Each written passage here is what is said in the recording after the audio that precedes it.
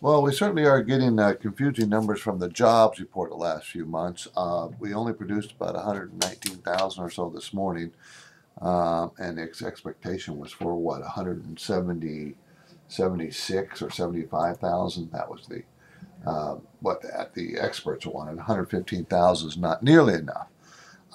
They did revise the previous 2 months up, which was some good news, but this was not good news. And it's amazing how the unemployment rate went down from 8.2 to 8.1. But you have to understand the nature and how they count things. What they do is when people drop off of unemployment claims, in other words, they're not filing for unemployment claim or they drop off, they don't count those people in the workforce. So they're not unemployed, they're no longer part of the workforce, which just seems a little silly, but that's how the government counts it.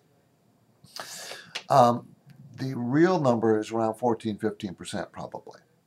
Underemployed and unemployed is probably in that range. So this was disappointing, and the experts feel like it's going to get, that there's going to be more jobs in the months to come. But we need about 250,000 jobs just to put the people back to work for several years. 250,000 jobs a month for several years to put those people back to work. That's coming, that lost their jobs and new people coming in. It's going to be a struggle. It's going to be a struggle. This week we had some mixed economic news, and that's also a concern. Some of it's not so good. We have one really bright spot. That was the ISM, Institute Supply Management manufacturer number, came in at 54.8. Anything above 50 is expanding, below 50 is shrinking. It was expected to be at 53, and it came in at 54.8. So that was a bit of good news this week, but there's bad news to offset the good news. Unemployment claims went down sharply yesterday, which was good news, but Chicago PMI went down from 60 to 56. It's the Chicago area. So it's really in a turmoil. What we're seeing is, I think, a little bit of softening in the economy, in an already soft economy. But most of corporate America and their earnings numbers that came out this season have been saying that things look better on their order books and what they see come down the line in the future. What might be happening is Europe and a slowdown of growth in China is we're seeing the effect of that on us, but our own economy is still doing okay. So I don't think there's anything to really worry about. As far as an economic point of view, I think we're still going to have slow struggle growth, which I've been saying for a couple of years, ever since we dug ourselves out of this recession. I don't see anything really dramatic happening. That means interest rates are going to stay low. The Federal Reserve is going to be very accommodative, and all that is good for the market. The really good spot of the overall economy is the amount of cash that corporations are holding on their books. They still have that.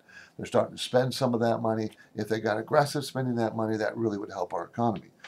But a lot of workers unemployed. We're still reducing the number of workers at government level, and I actually feel that's probably a good thing. But that, again, puts a lot of people out of work.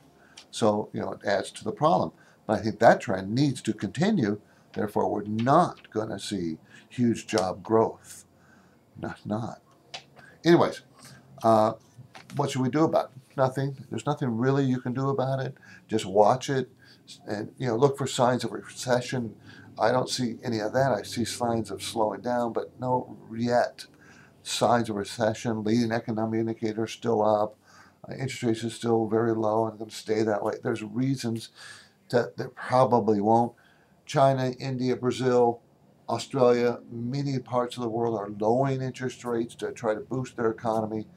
The big problem is always Europe. Europe is still going to be a big problem. It's going to be even worse, I think, than it is right now. We're going to see more turmoil coming out of Europe, but I don't think there's anything to do about it except be a little bit cautious. And we are. At KPP Financial, we have some defensive positions that we're carrying right now. We'll carry them for a little while longer. The Invest Talk Update is a monthly briefing that gives you a snapshot of the past month's market, along with other useful perspective and information. You'll see important articles like Protecting Your Investments Against Scam Artists, excerpts from Steve's book, links to the month's Invest Talk talking points, plus news of upcoming Invest Talk events in your area. And it comes free each month to your email box.